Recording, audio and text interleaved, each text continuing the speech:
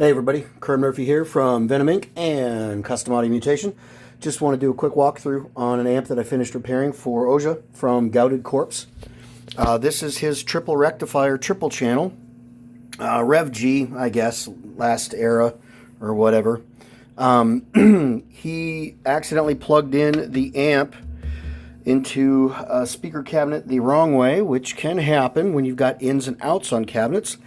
Sometimes the output jack is not wired for forgiveness.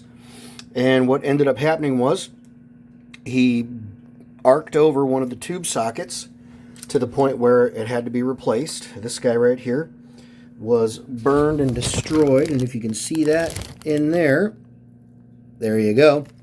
So obviously with tube amps, you know they got to be plugged into a cabinet. But because of the way boogies are built, to actually do this repair required that this top PCB comes out, which is all the foot switching and the speaker jacks. Then the main board had to come out, which means all of the controls had to be undone, unbolted, and then these little plastic standoffs that they use had to be gently massaged to let go of the PCB. Also, all of our leads had to be desoldered and removed. This is actually the second time I've had this amp in. It came in a while ago, needing just some basic maintenance, some tubes and stuff.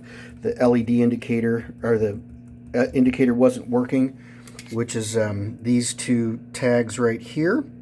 And I ended up having to run heater wire all the way over to the heater connection to get that running again. And I'll explain why when I did the lift out. So in the process of lifting this out to get to the circuit board here, and replace not just the one socket but all of the really unawesome ceramic sockets that Mesa and the Art of Engineering decide to use.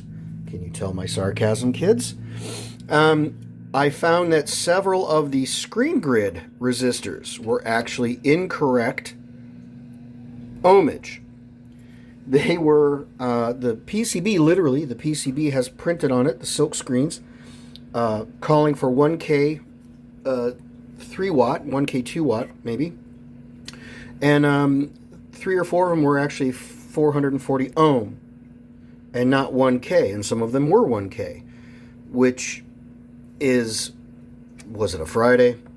Was it I don't need glasses day? Who the fuck knows? But anyway, incorrect values for any amp, you know, in regards to what, you know, this is. So I ended up replacing all the 3.5 watt black beetles that were in here, which is a quality resistor, with the 6.5 watt green jellies that I like to put in. These are also from V-Share. These are 5 watt, sorry, 5 watt. Increased the value as well from 1K to 2.2K to maximize the de-stressing on the screens. If you ever switch it over to EL34 mode, it's super important to protect those EL34s. Even though this amp has that switch, I never recommend it. I just don't think it's designed for it. While I was in there, I also tested capacitors in the phase inverter section, just out of paranoia because of the arcing, and found that a couple of them in the phase inverter section were actually breaking down. Reason being, Mesa Boogie decides to put in 400 volt orange drops, these big dumb orange drops, which, yeah, they look cool and I use them in my amps and they look cool, but they're only 400 volt. When you get an arc or some kind of loss of bias or any voltage surge, the 400 volts are running right at the brink of collapse in this amp, in any Mesa Boogie amp. They always do this, and there's no rhyme, reason, or rationale for it, other than, well, there's no rhyme, reason, or rationale for it. So I ended up replacing and rebuilding the output section here, and here with nice fancy 630 volt Panasonics. So there's a 400 volt orange drop, and then here's a 630 volt Panasonic. Ultra high quality, ultra low noise, ultra tight tolerances. Anyway, rebuilt this section. If this were my amp, I might have gone completely crazy and redone all of the orange drops, but these sections of the amp don't actually get more than 300 and some volts, which is still close to 4, but hey, survivable. At that point, I had called OSHA because, due to the age of the amp, built in 2005, it's well past its sell-by date for the Sprague caps and all of the other filter caps that were in the amp. So the IC caps that are in here can become problematic very easily. Fender has all kinds of problems with them. So I installed all brand new throughout the entire amp, electrolytic, Nichicon, 105 degree, 20,000 hour, 10,000 hour, something crazy like that. Filter caps all through the amp. And also, for the DC heaters, I clipped out the old diodes, lifted these away from the board, because motherfucker, these cook the board. So those are now brand new and lifted up and away. When I lifted the board, I found out why the indicator lamp, why these tags don't work, because the super thin itty bitty baby traces had literally evaporated off of the phase inverter, and there was no connection anymore right there. So that laces under the board, they were vaporized. So anyway, I'm not trying to bitch and complain, but you know, Mesa charges a premium. All the amplifier techs and builders that have taught me and coached me and mentored me and helped me with my amplifier builds, with my amplifier repairs, have these same complaints, and they're quite a bit more vicious about it, and justifiably so. For the price tag that Mesa charges, well, Gibson now, and for the, I don't know, just lack of care of quality. I don't know if they're purposefully cutting corners. Anyway, these are the things, like lifting the diodes here, recapping it, that just, I want this amp to be bulletproof for OSHA, and right now I feel like it's gonna be, beyond having to replace tubes every, so often, whatever. The other mod I did, besides the DC heater mod here, the lifting the diodes to stop cooking the PCB, and underneath, this was very, very dark and burned. Luckily all the traces are solid, so verified all of that for OSHA. I did a series parallel mod.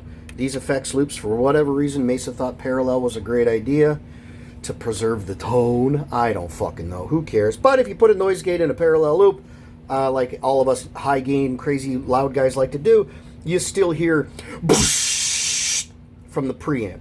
So I converted this to a series loop, which does not affect the tone, but now your noise gate's going to actually noise gate the amp. It's going to be awesome. You'll have no phase issues with your delays and your choruses or reverbs or whatever the hell you put in there. The only downside is the design of this PCB. You have to have a little cable plugged into the send and return jack to complete the circuit, to complete the signal all the way through the amp. Now, OSHA runs pedals through this live, so he's not going to have any problems.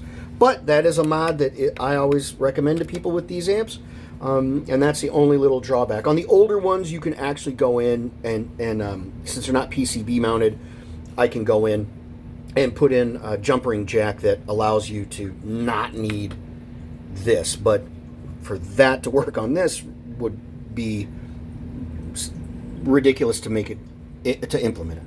Anyway, the other cool thing about doing a recap like this, and about some of the cap work here, is the fact that the amp is now really, really, really quiet.